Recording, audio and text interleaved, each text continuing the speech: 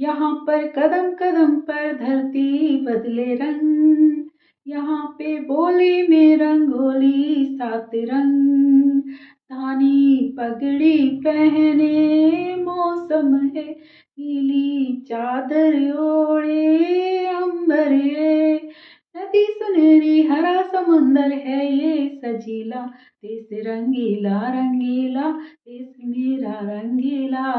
हाँ जी, राधे राधे, जय श्री कृष्णा, जय Shri Ram and happy Republic day मेरी पूरी यूट्यूब फैमिली को। हालांकि ये ब्लॉग रात को आया है, मेरा रात को ही आता है 8:20 पे, बट बना लिया था मैंने पहले।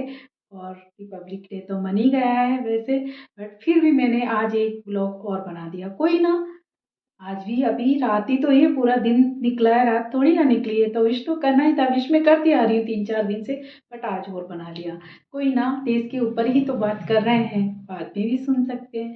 तो जैसा कि इस गाने में कहा है कि यहाँ पर कदम कदम पर धरती बदले रंग। यस, हमारे जो देश की, भारत देश की हर कदम पे धरती रंग बदलती है। देखिए, अगर राजस्थान में आओ तो रेगिस्तान मिलेगा, कश्मीर में चले जाओ तो बर्फ मिलेगी, और कहीं और जाओ तो समुद्र ही समुद्र मिलेंगे। जैसे महाराष्ट्र चले जाओ या फिर मुंबई जाओ या फिर ना साउथ में जाओ तो वहाँ पर समुद्र मिलेंगे। तो हर कदम पर, कहीं पर है बर्फ है तो कहीं पर पेड़ ही पेड़ है। हिमाचल में चले जाओ, हरियाली हरियाली आपको मिलेगी। तो हर कदम पे अलग अलग, मतलब जमीन रंग बदल देती है। जैसे ट्रेन में भी जाते हैं ना हम, कितना अच्छा लगता है।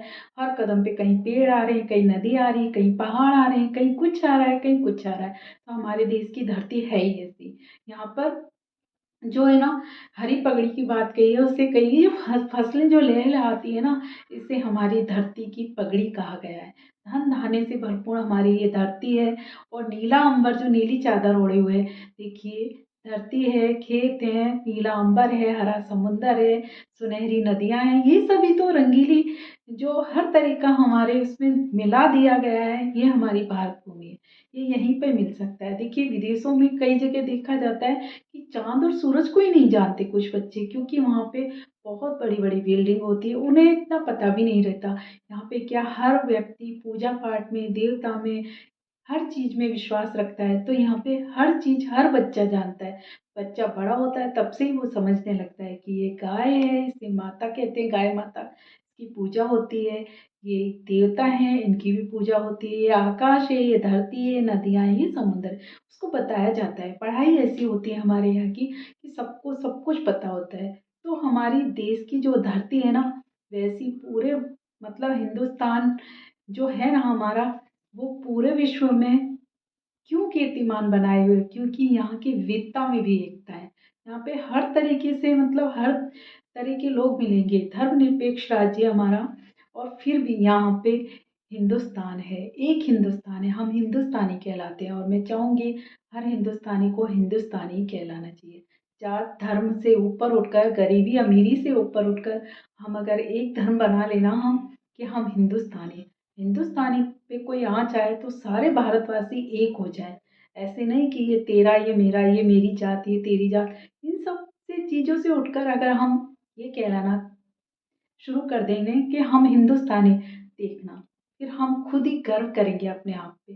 क्योंकि लड़ाइयाँ कहाँ होती हैं, जहाँ पर भेदभाव होता है, ऊंच नीच का, जात पात का।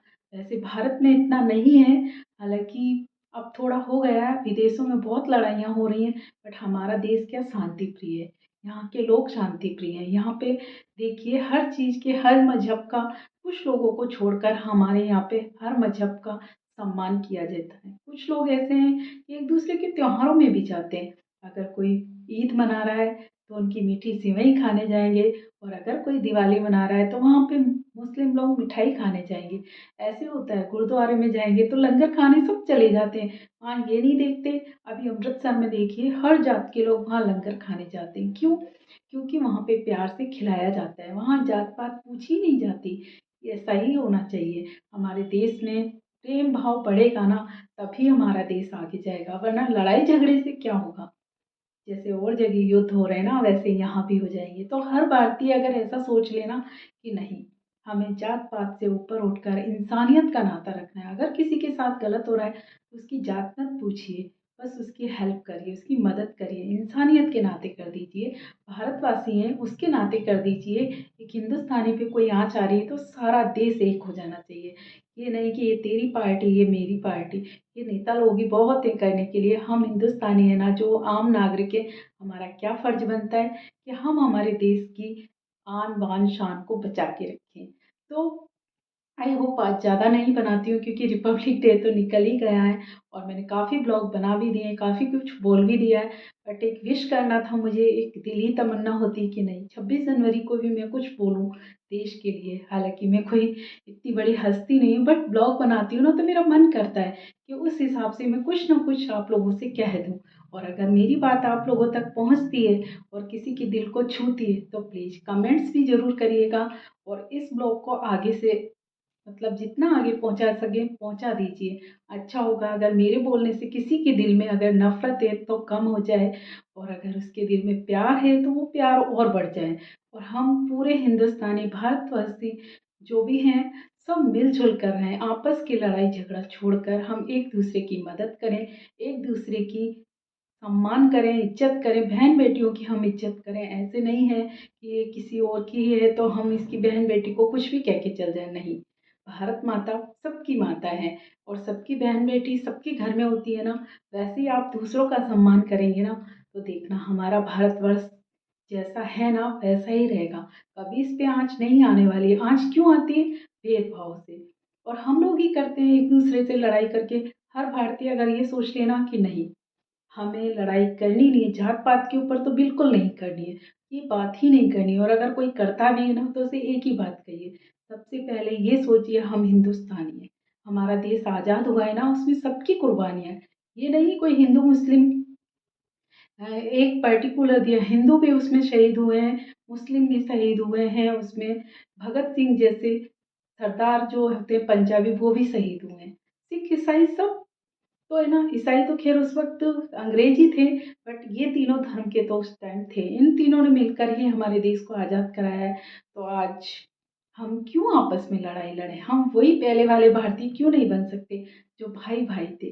वो देश में जज्बा हम लोग ही जगा सकते हैं और कोई नहीं। एक एक भारतीय अगर ये सोच ले ना कि नहीं हम देश के नागरिक हैं, भारतवासी भारतवासी हैं और हिंदुस्तानी हैं, तो देखना हमारे देश में जो चल रहा है ना आजकल जगह जगह लड़ाई वो खत्म हो जाएगा। आई होप अगर मेरा ब्लॉग अच्छा लगा हो तो सपोर्ट करिए। तब तक के लिए राधे राधे, जय श्री कृष्णा, जय श्री राम। एक बार फिर से बोल दूं हैप्पी रिपब्लिक डे मेरी पूरी यूट्यूब फैमिली को। तो जय भारत, जय हिंदुस्तान, जय हिंद, वंदे मातरम।